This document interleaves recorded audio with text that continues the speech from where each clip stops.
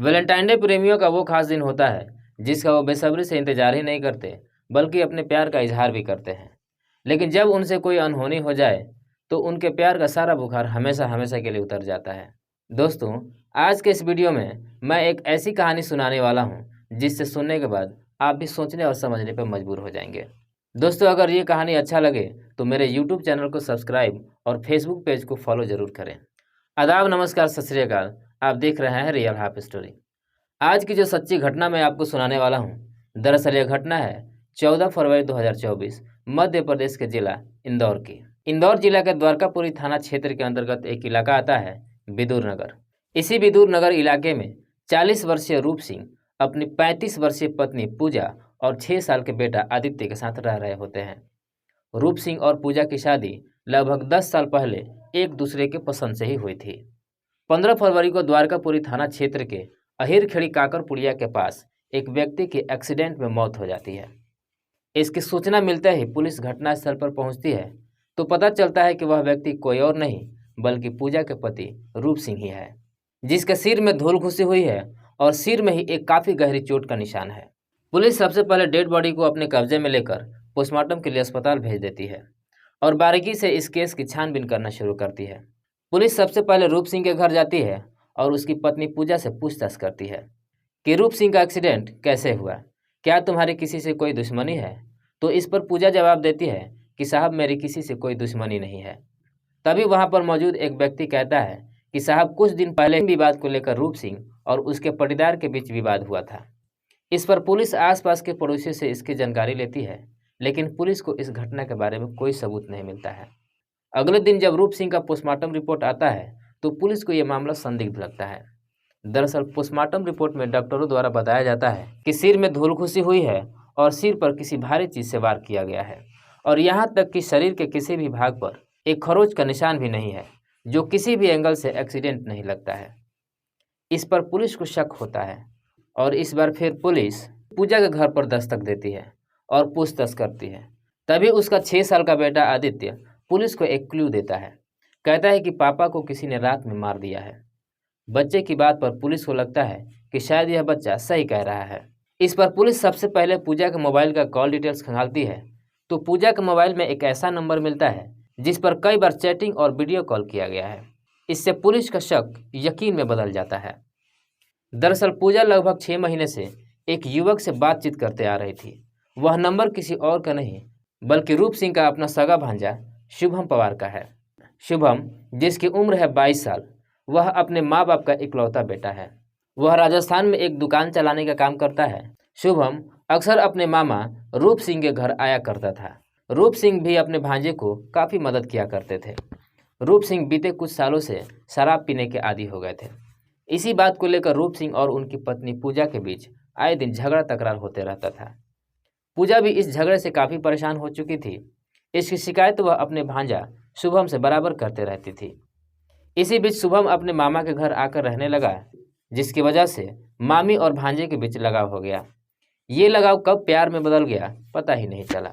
दोनों मामी और भांजा एक दूसरे को पसंद करने लगे। जितना प्यार शुभम अपने मामी से करता था उतना ही प्यार पूजा भी अपने भांजे शुभम से करती थी।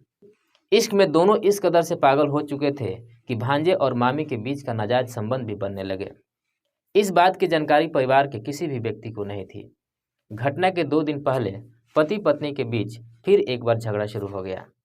पूजा रोते बिलखते शुभम को फ़ोन करके सारी बातें बताती है कि आज फिर तुम्हारे मामा ने मुझसे झगड़ा किए हैं और मुझे काफ़ी मारा भी है। तुम काहे का प्यार करते हो कि तुम्हारे रहते हुए मुझे पीटना पड़ता है। पूजा अपने पति रूप सिंह को ख़त्म करने के लिए शुभम को उकसाती है। इस पर शुभम कहता है कि मैं मामा जी को हमेशा के लिए इस दुनिया से हटा दूंगा। इस पर मामी पूजा और भांजा शुभम ने रूप सिंह को ख़त्म करने के लिए एक षड्यंत्र बनाते हैं। पूजा शुभम को वीडियो कॉल करती है और पूछती है कि इन्हें कैसे ख़त्म किया जाए। तो इस पर शुभम अपनी मामी को बताता है, जब मामा नशे की हालत में हो तो उनके मुंह में कपड़ा ठूस दो और सिर पर पन्नी चढ़ा दो, जिससे ज़मीन पर खून न गिरे। वैलेंटाइन डे के दिन अपने से 13 साल बड़ी मामी के प्यार में पागल शुभम सोशल मीडिया पर स्टेटस लगाकर अपने प्यार का खुलेआम इजहार किया कि मेरा इश्क औरों जैसा नहीं है, अकेले रहेंगे पर तेरे संग रहेंगे। 14 फरवरी को रूप सिंह नशे में धुत अपने घर पे सो रहे थे। करीब करीब रात के 10 बज रहे थे। तभी प्लान के मुताबिक पूजा ने शुभम को फ़ोन किया। उस वक्त शुभम अपने दोस्तों के साथ शराब पी रहा था। नशे में धुत शुभम लगभग 10:30 बजे अपने मामा के घर पर अपने 4 दोस्तों के साथ आता है। उस वक्त पूजा ने ही दरवाज़ा खोलकर उन सबों को अंदर बुलाया। इसके बाद पूजा ने अपने पति रूप सिंह के मुंह में कपड़ा ठूस दिया ताकि आवाज़ बाहर ना निकले। फिर जल्दी से उसके सिर पर एक पन्नी चढ़ा दिया। उसके बाद शुभम एक पत्थर उठाया और रूप सिंह के सिर पर काफ़ी जोर से प्रहार कर दिया, जिससे रूप सिंह की वहीं घटनास्थल पर ही मौत हो गई। इसके बाद शुभम पुलिस की आंखों में धूल झोंकने के लिए वह अपने दोस्तों को रुपए की लालच देकर रूप सिंह के डेड बॉडी को उनके ही एक्टिवा में उसे बीच में बैठाकर सुनसान इलाके से होते हुए अहिरखेड़ी काकर पुलिया के पास फेंक दिया। गाड़ी के आसपास सामान बिखेर दिया। रूप सिंह का मोबाइल और चप्पल भी वहीं फेंक दिया ताकि ऐसा लगे कि यह एक हादसा है। और कुछ देर तक शुभम के दोस्त वहीं पुल पर बैठकर किसी के न आने का इंतजार किए। जब कोई नहीं आया तो फिर वह सब वहां से चले गए। घटना के बाद 11 बजे के करीब पूजा अपने जेठ मंजीत को फ़ोन करती है और कहती है कि 2 घंटे पहले रूप सिंह कचरा फेंकने घर से बाहर गए थे, लेकिन अब तक घर नहीं लौटे। इस पर मंजीत अन्य 2 पड़ोसियों के साथ रूप सिंह की काफ़ी तलाश करते हैं, लेकिन रूप सिंह का कहीं कुछ पता नहीं चलता है। इधर सुबह होते ही मंजीत फिर से अपने भाई की तलाश करने निकलते हैं। इसी बीच वह देखते हैं कि अहिरखेड़ी काकर पुलिया के पास सड़क के किनारे एक्टिवा बाइक गिरा हुआ है और बगल में ही एक व्यक्ति की डेड बॉडी पड़ा हुआ है। दरअसल वह डेड बॉडी रूप सिंह का ही है। खून से सराबोर मंजीत सिंह जब रूप सिंह को देखता है तो वह जोर जोर से रोने चिल्लाने लगता है। इसके बाद इस घटना की सूचना द्वारकापुरी थाना को देता है। पुलिस इस मामले की गहनता से तहकीकात करने के बाद पूजा के मोबाइल फ़ोन डिटेल्स के आधार पर महज 24 घंटे में इस हत्याकांड का खुलासा कर देती है। इस घटना से पहले शुभम अपने व्हाट्सएप स्टेटस पर लिखा था कि मेरा इश्क औरों जैसा नहीं है, अकेले रहेंगे पर तेरे ही रहेंगे। पुलिस अपनी पुलिसिया रौब दिखाते हुए आरोपी पूजा को अपने पति के हत्या के जुर्म में और उसके भांजा शुभम को अपने मामा के हत्या में मामी पूजा के साथ देने के जुर्म में उसके 4 अन्य दोस्तों के साथ गिरफ्तार कर जेल भेज दिया। आरोपियों में 4 नाबालिग भी शामिल हैं।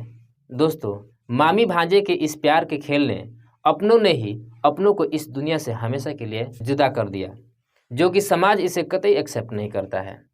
दोस्तों, आपको इस कहानी के बारे में बताकर किसी भी तरह से आपको आहत या ठेस नहीं पहुंचाना है, बल्कि ये बताना है आप जहां भी रहें स्वस्थ रहें और सुरक्षित रहें और अपनों का ख्याल रखें। दोस्तों, आज की यह कहानी आपको कैसी लगी, आप अपनी प्रतिक्रिया कमेंट बॉक्स में ज़रूर दें। तब तक के लिए जय हिंद, जय भारत।